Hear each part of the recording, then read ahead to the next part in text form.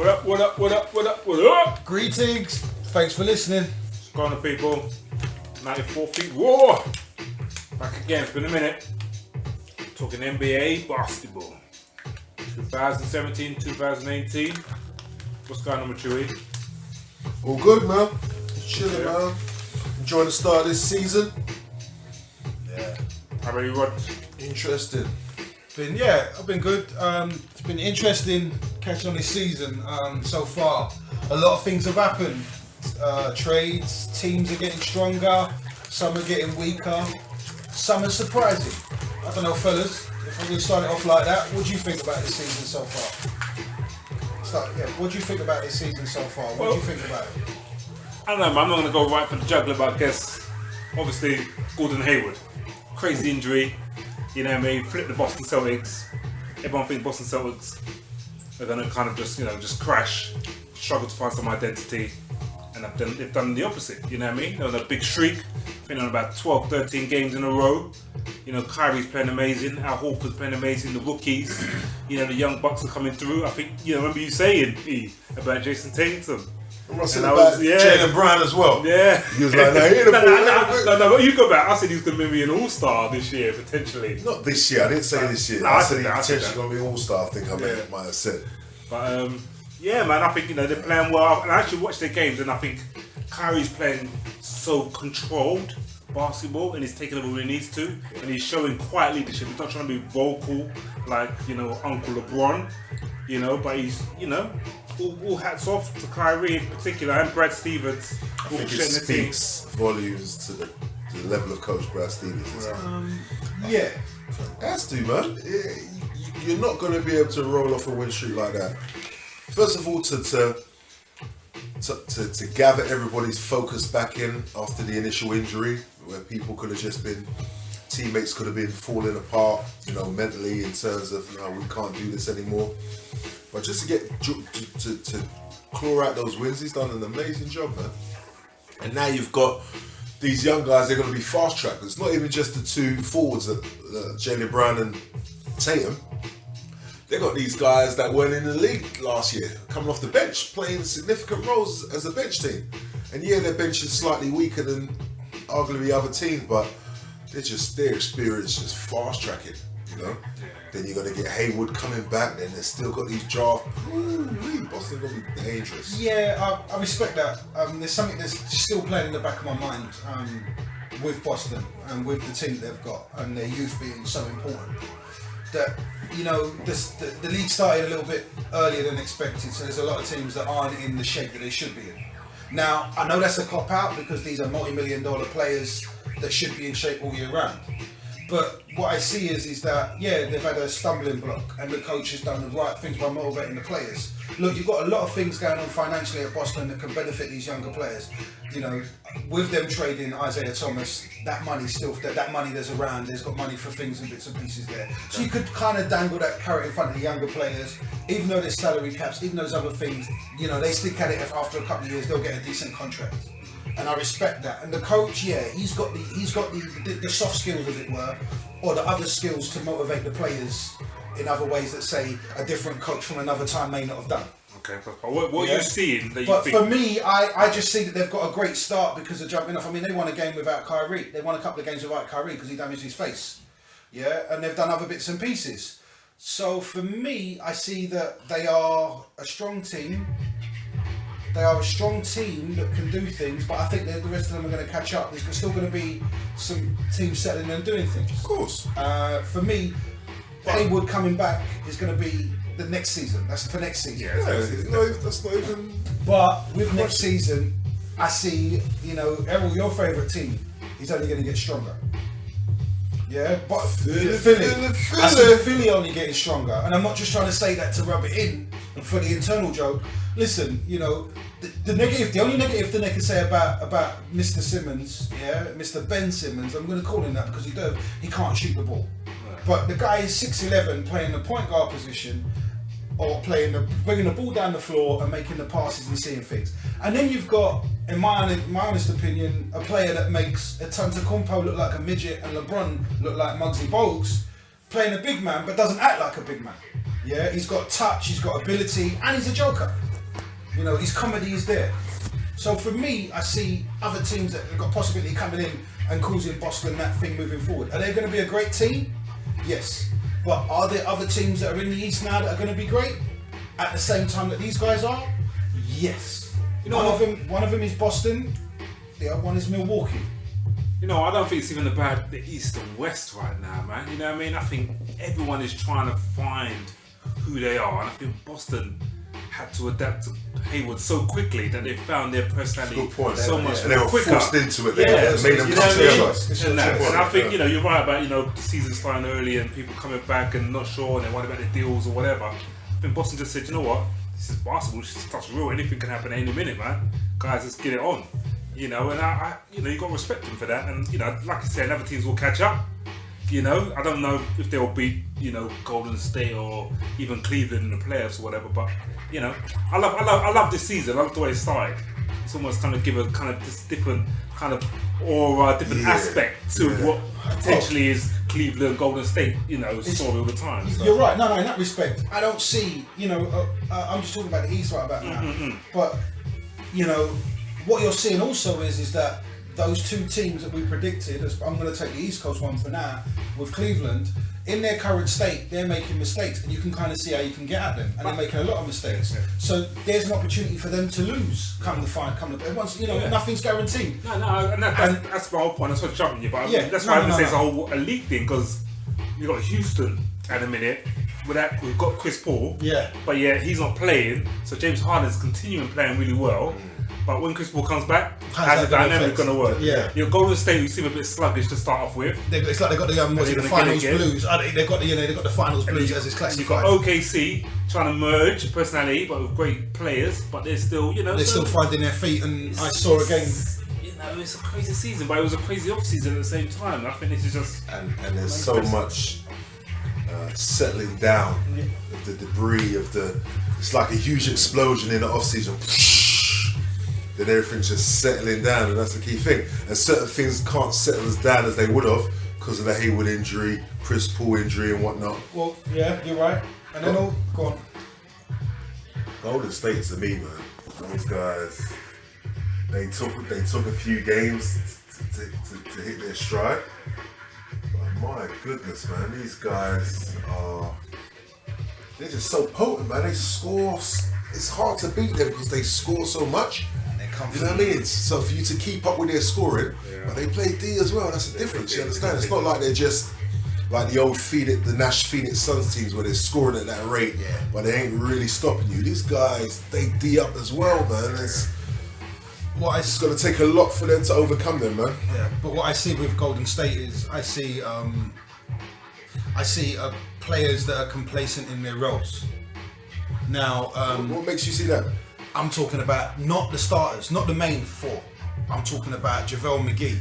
I'm talking about the other centre, Jar Pachulia. I'm talking about the guys that come off the bench. But they've got them young bucks, man. And they've got them young guys that they've picked up as well. You said complacent. I said no, not complacent. I see them content. That's the best word to do. I see them happy. I see them got their pride and they know their roles to do with that. I suppose it's hard though. Once you won a championship and you've been fighting so long for it, you know, but at the same time, they're not the stars as well. They do rely on the big, you know, they paid Kyrie $200 million in the summer. So he's got a job to do. You know, Klay Thompson's always on the trade talks, man. He's got a job to do. He's the greatest shooter in the league. So, you know, Golden State, man, I think, you know, if they don't win this year, something's wrong, you know. But I think ultimately, I don't know that it's that clear cut. And I'll say this, and I think they're by far the favourites, but they've got a minefield to go through in the West for the playoffs. You understand? And I think even more so than last year, like literally every round can be like 7 games, 6 games. You know what I mean? I don't know. I think all the other teams that I'm seeing, I don't think the Clay mentioned earlier, the chemistry isn't there yet. Even like teams like Memphis, who were like their bogey kind of nemesis team, they've only got Gasol and Connolly there, and everybody. They're playing good. Nah, they've got a good bench. They've got good teams. Don't get me wrong, but I don't think they've got that identity yet, man. I don't think everyone, you know. Of course not, and that's what we just said. It's that settling down after a very turbulent summer, you know. But you still got the X factor. That's San Antonio when Kawhi eventually comes back as well. When's he coming back? When's Kawhi coming back? Last report I read, Popovich said he's sooner rather than later. Okay, he'll be back. You know, but there was like I saw a video with him like going up the stairs into the plane, and it was very laboured, man. It was about a month ago now, and he was going up like he was like, like he couldn't. I was like, yeah, his injury is tough, man. I'm surprised it's not in quad injury, and it's supposed to be a repeat on the quad, you know. But let's just assume when he comes back 100%, man. You know, San Antonio's the X Factor, man. People forget Kawhi, boy. He's just been lying quiet. But can he get it back? You know, after even like Isaiah Thomas. But I have to say this with Kawhi. I have to say right? this with Kawhi. He will be able to come back. I heard it said once, and I'm repeating it. Golden State are a good team. You know, Kawhi will get them extra 20 wins. Kawhi will get San Antonio. So right now they're a decent NBA team. Yeah. Kawhi will get them extra minutes. Yeah. Them extra games. They get to the playoffs without Kawhi. They can get there. That's what I'm trying to say. Yeah, you know, everyone forgets. San Antonio is there. But that's what I'm saying. Isn't that more about their culture, isn't it? It's more about their. It's how they play in the style of basketball. It's the system. It's the coach. Hang on. Now I'm going to take your culture, your system, and your coach, and I'm going to apply those three logical things there to the Milwaukee Bucks. Okay. And with Bledsoe coming into them, now the Jabari going to get fit soon as well. They got an interesting culture in that team. They got an interesting game to play in that team. They've got an interesting game to play, within the league, and I think they're going to cause some problems. Yeah, I agree. Coming towards the end of the season, and then moving on forward as well on the East Coast. I do see that. I agree. I think they need Jabari though. I think they can't kind of go beyond, second round without him. They just need that extra because I think Kumpo, I think his shot is still 50-50 and stuff. Great player though. And Bledsoe is strong. I think they're still missing pieces, man. They got rid of Greg Monroe, man. I love Greg Monroe. He was good off the bench. He was good off the bench, man. But look what they picked up in case. Bledsoe's good, man. But I just don't know if they're going to knock off Cleveland or even Boston. I know, man. They're going to be in the conversation. It's early, man. You got to give them. No, but we're talking about what's now. You know what I mean? Yes. And what's now is that Bledsoe just joined the team last week, man. Just joined the team last week. No, it's cool. But has Bledsoe got has he got attitude problems, man? You know what I mean? The way he got traded and stuff. You don't do that to a team. No, actually, I'm sorry. I'm sorry. They told him I'm sorry. I'm sorry, bro. I'm sorry. Talk to me. What are you saying? Phoenix weren't going anywhere. Yeah. They didn't draft picks. It's been years. The guard that's Miami, Isaiah Thomas. Yeah, Dragic. Yeah, they had a squad. Mm-hmm. Now what are they doing? Yeah. So you have to look at that team and say, okay, they might be this, but what are they doing? No, but the only reason I mention this is because Bledsoe was the same way. He was at the Clippers. He wasn't getting any burn there. They traded him. The reason why they traded him is because they couldn't keep him financially because he deserved a break. He deserved a big contract. No, but that's the point with a lot of these players, though. You know what I mean? Sometimes they've got to see the bigger picture. And I just wonder, is Bledsoe, maybe he's a bit more mature now, he's got his cash. But he was mature then. No, but I'm saying he was there. If he'd have stayed as the second point guard behind Chris Paul, the Clippers would have potentially made it to the Western Conference Finals or whatever. But no, because Chris Paul plays point guard and that was it, how they played it. So even when he sat down for a spare in a couple of minutes. He's not a backup point guard. He progressed into that. They were playing two guards at the time. Yo, man, it's the NBA, man. I think sometimes you just got to just suck some eggs, man. But it's, but alright, so flip it now. Talking about Milwaukee. The biggest kind of, what's the word? Kind of strangest kind of start to the season. It definitely goes to Cleveland. You know what I mean? But we'll talk about culture. Is that a LeBron thing? Or is it a chemistry thing? Or is it an old age thing? Because these guys, I was watching them, and I was funny, I said to someone, I said, these guys, it's like, they're just starting at the blocks very slow, man. Like their bones do just not get warm quick enough. Well, they've got the same passion that these young bucks have got. I don't know what's going on. Okay. Yeah, honestly, when it comes to Cleveland, I just think that you can't grade them until they're fit. They are the oldest team in the league, and the season started 2 weeks earlier than usual. They've governed this season, and that's why that's why when you just outrun them, Yeah, you just push the ball and run them. You're gonna put points up on them, and it's up for them to turn up and try and do something about it. But that's what I'm saying, though. You know, But we know they're all the not. players. I've seen Houston Rockets finish what? Wherever they were in the league and win a championship. I've seen other teams just get to the playoffs and then do things as well. Is this team capable of doing it? Yeah. Is LeBron? Yeah, Houston did know? that. Houston did that in a league where they weren't an overtly dominant team. But they can get. No, I'm saying, but they can easily win the East. Who, Cleveland? They can win the East with a full squad of Of course players. they can win the East. And we can't Absolutely, really, they can win it. grade on how they're doing right now until they get everybody in there. In answer to your question, I think it's a combination of they're an older team. They're the oldest team in the league. A lot of their main players. They got some main guys out. Yeah. They lost Kyrie Irving. People just kind of overlook that because you think this LeBron's responsible for everything. This is it. They lost Kyrie, and the main piece that they got back is not playing. You understand? That does a lot. And he's not young. He's 28, going on 29, but he's a key, energy piece. And when Isaiah's back, then everyone's going to go into their right slots, in terms of hierarchy and whatnot. But they haven't, because they've had so many injuries and they're chopping and changing the lineup. They wanted to start Kevin Love at centre and whatnot. So everything was isn't that more to do with coaching, man? Because you've got all these personalities coming in I to agree, the team. yeah. You've got Dwayne Wade, you've got these big egos, and they're like, is he going to start, is he going to be the bench? I don't think But they're the big reality egos is, no one said, yo, we've got to just buckle up and just be Tristan Thompson, just defend as hard as we can. We may not be able to run up and down, but, let's just go. Let's just remember when LeBron and the first year when they played Golden State, it was just all about defense and Mafia-Dellavedova. Let's just, but it's just like Have you got the those process is Have like. you got those pieces, and are they in shape? But that's not for us to worry about. We're just the fans watching the game. And we're just analysing it. We don't want to speculate. We just got to analyse. You know what it is like to me. What you just said about the coach, like for example, that move where when he came in and he started Dwayne Wade in J.R. Smith's place. I thought that was idiotic. Yeah, it was idiotic because of the way you play, you needed to stagger LeBron and Wade at this time. There was no need for him. To me, if you said, "No, Dwayne, you're coming off the bench," I don't think there would be much issue. You understand? But again, go on. Sorry. Go on. What happened there? And to me, he's got. I think there's an element. I like Ty Lue as a coach, and I like him as a personality. But I don't think he's quite got the grasp of this team just yet, man. Like, they got this young guy, a rookie, Cedi Osman. He's a Turkish guy, small forward. And I watched him in the European Championships. He's a really good player. Maybe more so he's just a really good player. He's young and he's an energy player. He's just an energy player. You go put these players in the team, and he was one of the guys that went in the game when they had their comeback against New York. Okay. You understand? Yeah.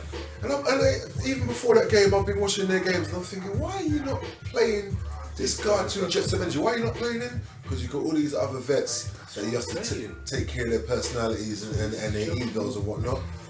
Tyron's got to take control of the shit more, man. I hear what you're saying, but there's a couple of things that I look at when I look at Ty Lue being a coach, and to try and understand certain things. And one of the things I look at is how the team is. Before Dwayne Wade even touched the ball, they were talking about Dwayne Wade being coming off the bench, and it was a giggle because in his mind he's going to start. Now I'm looking at Ty Lue and I'm saying to myself, I knew that Dwayne Wade had to come off the bench, but him as a player and him being LeBron's friend and all the other bits and pieces. But that's what I'm saying. What's going to happen is that's what I'm saying. Is that he's going to come in to start. But then he's going to have realised that he's going to have to come off the bench because he's old enough and mature enough to get it himself. Well, why was he starting in the first place? Honestly, I just think that he was. I think that with him starting, I think it was just one of those things. He was going to start because he's come from a starting position. He is a starting player. J.R. Smith was there. There's all those little bits and pieces that were there. That's not intelligent Right? coaching. That's my point. Yeah, but does Lue have that juice? But that's the whole point. He should have that juice by now, at least.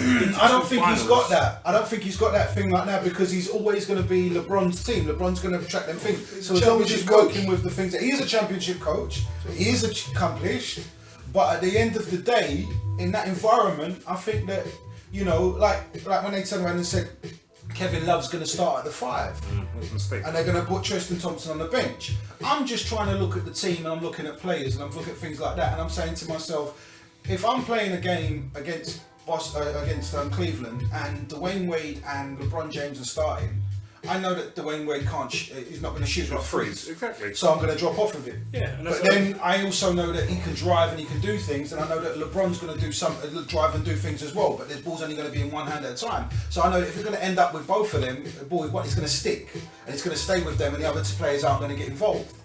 And then you look at the starting, and you look at the big men, and you look at the other players that are around. Okay, they got to have their point guard. They haven't got that position there. So right about now, they're just throwing players out there just to deal with.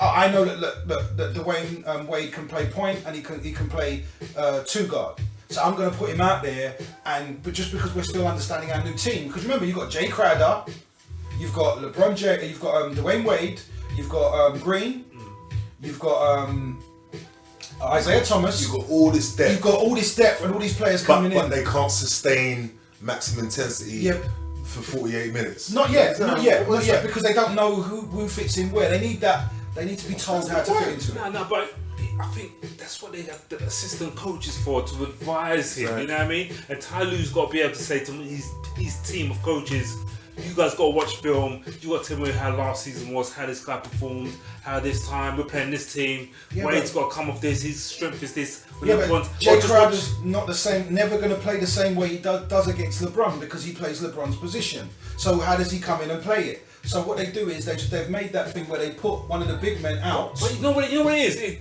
And they play him as a 4. No, the reality is, it all comes down to players being able to sacrifice their games. And they're all capable enough to do it. It's just that I think that the knowledge that their players have got to sacrifice their position to play, they're still missing that one player to lead everything up. That player to take the ball and do other bits and pieces. Is it Dwayne Wade? No.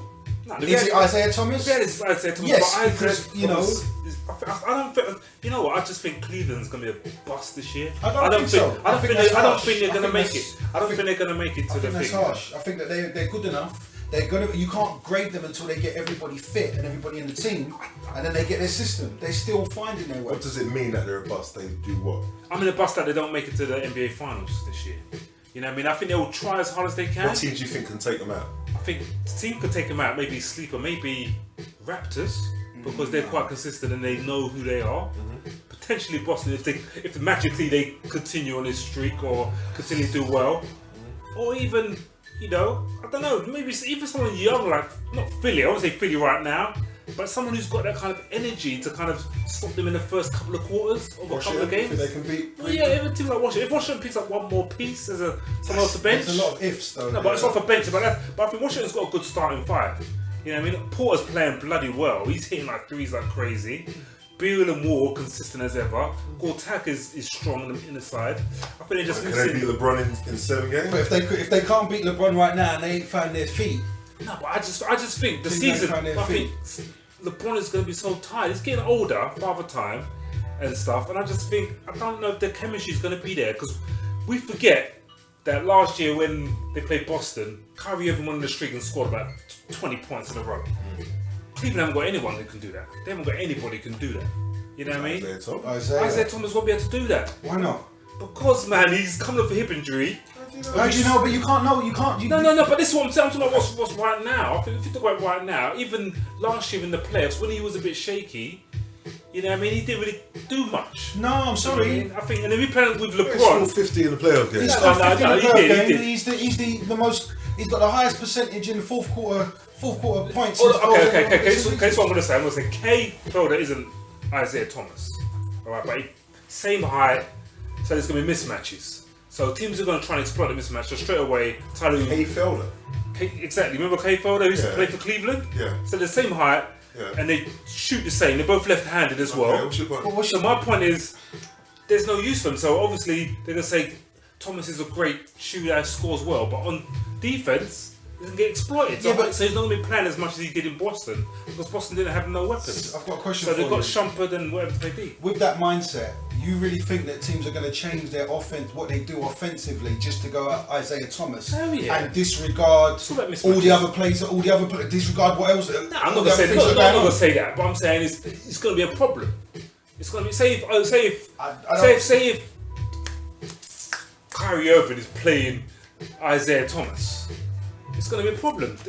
It's going to be a problem. It's all about matchups, man. But the same thing is who's going to guard LeBron? In that with that statement, who's going to guard LeBron? No, it's fine, but I just think LeBron had Kyrie before when he was tired.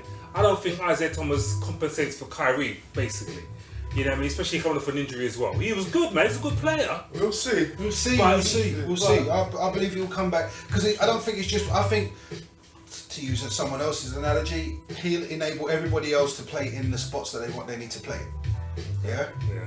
And I just think that you've now got a 3-point shooting team in Cleveland.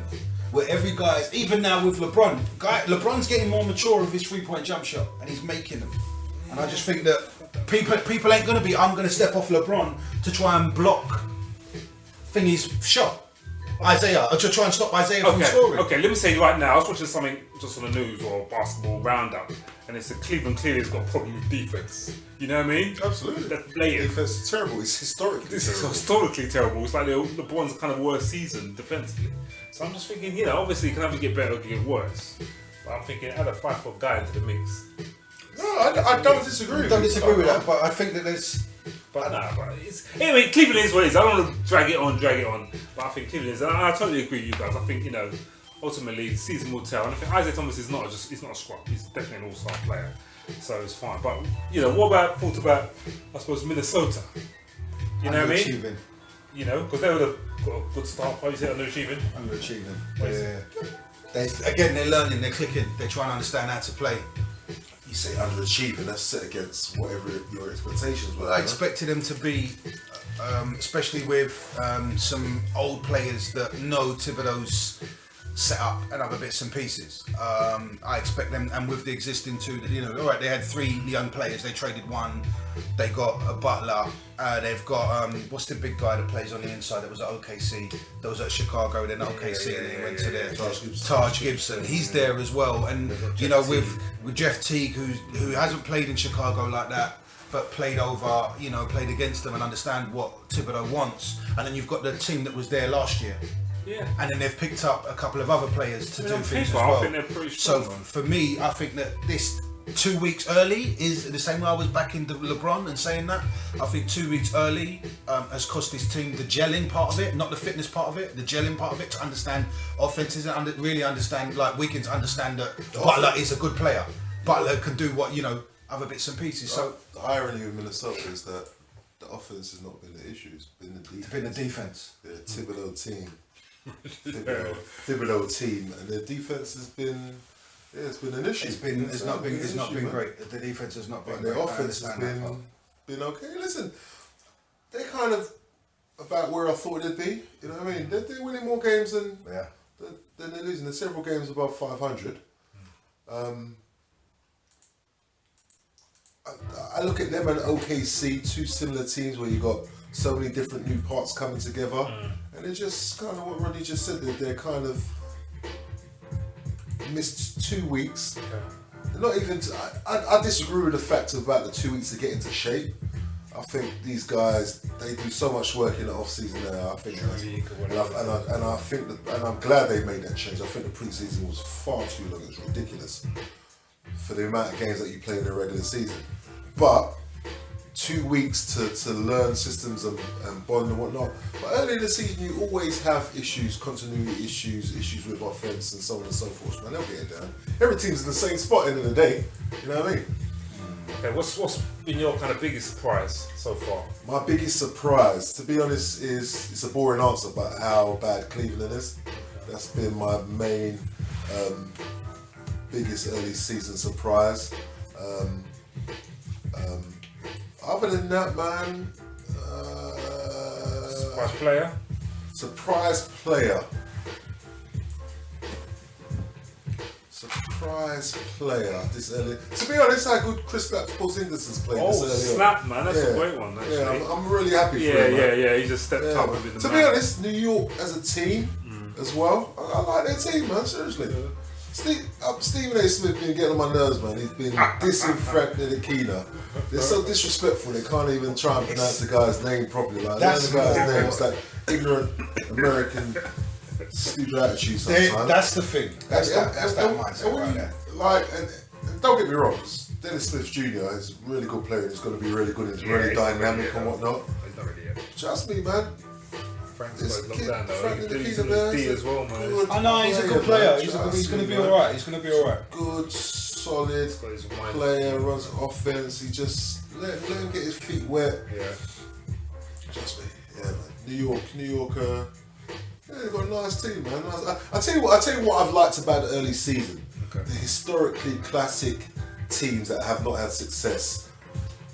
Boston, Boston's come up the last couple of years, but Boston, Philly, New York, Lakers, along with Boston, Even the Bucks, you understand, these old school teams that, like, man, where's them? And they've got good young pieces and they're slowly on the come up, where you can see in 3 years' time, they can be some of the main teams that are out there competing for the chip. I think that, and I'm just going to say this, for me, the surprising part, and I'm going to say this, is I look at a friend over in LA not getting any minutes. Not getting any minutes? They're not getting any minutes. Yeah. And I'm looking at the team, I'm seeing how they're playing. And I see a lot of hype going on in the Lakers. Like the Wild Thing. Ball, yeah. Shout out to the Wild Thing. And I see a lot of hype going on with Ball and doing everything else. And, I see unrest and uncomfortable things there. But I see a coach with a bunch of young players doing whatever he needs to do to win. He understands that we've got to move, we've got to bring the big man away from the basket. That's why he's got Lopez shooting threes. But the truth is, the only reason why Mr. Ball is effective anyway is he catches the ball and just pushes it up the floor. And they're getting up and down the floor. He was going to struggle with his shot because of the way he takes it. He's competent going. He's only going to shoot when he's going left. He can't shoot going right. But saying that, every rookie that comes in the NBA. It don't take long for them, it don't take long for people to figure out what their weaknesses are, and then they'll exploit them and play for them. So for me, I see that. But go on. Sorry, as I said, Lakers is for me the way Dame's not playing, and I heard some things about he's looking to leave the team or something. That's one thing. I look at Toronto. Man, you lose to Boston with no Hayward, no Kyrie either. Your team, you should be the vets of the Eastern Conference, bro. You're the team that's there. You're the team that's been together for so long. Yeah? And you're not getting them W's. They lost some crucial pieces as well, man. You forget they got a lot of new pieces. Who did they lose? Man. Lost Patterson. Lost PJ Tucker. PJ Tucker's gone over to I think they brought in Serge Ibaka at the end of the last season, so just getting him acclimated into the team. I like them though, man. I like Toronto's team. I think they'll be decent. They started the rookie last night against Houston. Which one? OG Anunoby. Okay. No, he's from England. Is he? Yeah, man. He's from England. I don't know. I haven't been able to find out what area he's from. Yeah, but he's from the UK. So I think when high school he's out there, I don't know where he's from, whatnot. But he didn't lock up James Harden, but he forced him into bad shooting night. Yeah, they won the game, man. Made it difficult for them. I'm surprised at that. I'm happy, and I'm surprised that because I didn't watch the result last night, so I didn't know that. But I'm happy that they've got some other bits. As I said, for me, I'm looking for. If anything, if I'm looking at the squads, I'm looking at two teams that should be strong right now in the East that have had not much changes and they should be getting maturer. Toronto's one of them and Washington Wizards is the other one. Yeah, they're the two teams I'm looking at saying, well, you may not finish first or second, but you should be strong enough to finish third or fourth, and you should be strong enough to be that consistent and start off with the things.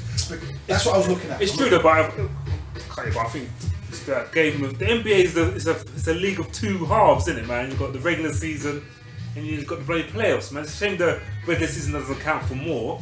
It's just about just getting loose and then playoffs. It counts. Obviously, it counts in terms of your record, but it also counts in terms of getting your team ready for that player. And no one understands that more than LeBron, man. He's a master at that now, man.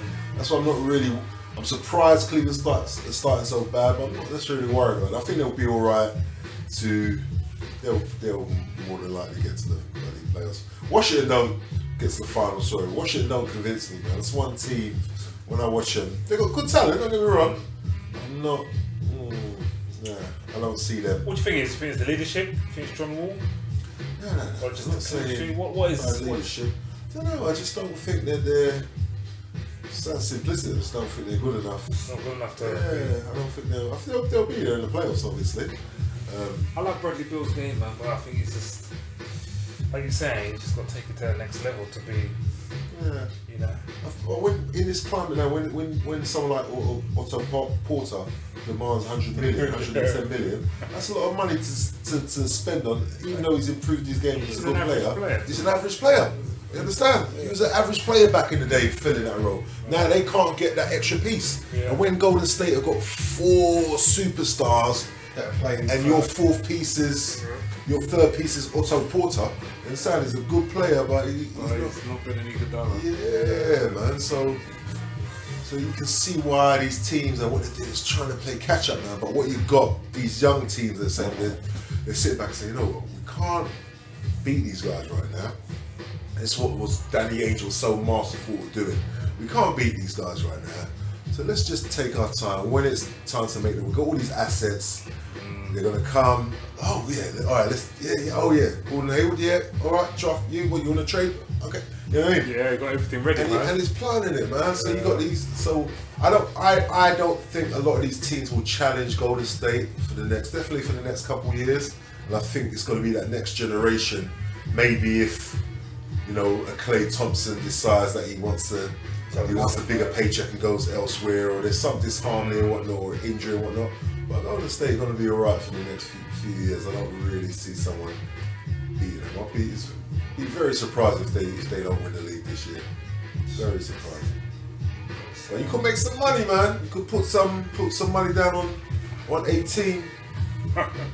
Who do you think's their biggest challenges in the West? Honestly, San Antonio when everybody gets back. I think it's Houston, man. Houston and OKC. I think it's Houston. I think Houston, man. Houston are, they're gunners, but they're good gunners, man. You know what I mean? Gunners, man. But I think it's underestimated how much they improved defensively. Remember, they had Trevor Ariza and what's the white guy that's shooting? Anderson, right, at the forward spots. They brought in PJ Tucker doing well. Moody, 2 defenders, yeah, and he's more offensive minded as well. So their forward rotation. And they've got Chris Paul. Then you got Chris Paul, Harden, and Eric Gordon, free guard. And Clint Capella stepped up his game, man. It's almost like he's. I think they're dangerous, man. They are so confident going on the floor. I think they've just got, it's what you said earlier, like how does Chris Paul fit in when he comes back? It's not going to happen, but to me, he should just run the second unit. I agree too. I agree too. I think so much, man. I think there's no point in him trying to fight for his whatever he's trying to say. You'll play this in a minute, you'll finish the game, but I think just let Gordon and Harden start as they are. Yeah. You come in on the second unit. Yeah. Play 20 minutes a game. Imagine that, you've got Chris Paul coming in the second unit the way they are now. Man. That'd be a great coach. Yeah, there's 3 of them. On the East, top 4 teams in the East. Yeah. All the teams that could really. It's hard to say, man. We haven't even talked about Detroit, man. Detroit have had a really good start. And they picked up a valuable piece in the guard that was Avery Bradley. Yeah, but Avery Bradley's a defender, man. Avery Bradley, someone that they can, when all the chaos is going on around them, he'll be spotting up. And what's his name stepping on his free throw shooting, man? Drummond. Yeah, man. Yeah, but what they've done as well, they've changed the offensive game through Drummond a lot. He's playing a lot from the high post. He's facilitating a lot more. And Reggie Jackson is kind of, I think he's kind of put his ego in check a bit. Yeah. He had to. And Tobias Harris is taking a lot more. Tobias Harris is more the man in that team. We'll see how it goes, but all you can do is start well, right? And go with it. Yeah, but I like Detroit though, man. They've still got that kind of, kind of defensive, bad boyish kind of thing kind of hanging over them all the time. So you know, you got to be who you are. You got to play according to your personnel. Yeah. I hate teams and coaches that try to make players fit a system that they're not designed to fit. For example, with New York last year, when they tried to fit them into the triangle, square pegs into round holes, man. Detroit are what they are, man. If you've got the grit and grind personnel, Memphis knew who they were all these years, right? Yeah, true that. Yeah, man, totally. Cool, man. Alright, man. So what else is popping? We'll have to leave it for another time, man. But yo, this is 94 Feet Raw. Talking about the NBA. Yo, things are getting interesting for this start of the season. Yo, like, subscribe, do what you need to do. We need some more followers, man. Listen to our stuff. We'll come at you again. Yeah, appreciate you for listening, Rodney, guys. Errol. Appreciate you for listening, guys. Take Peace care. out. See you later.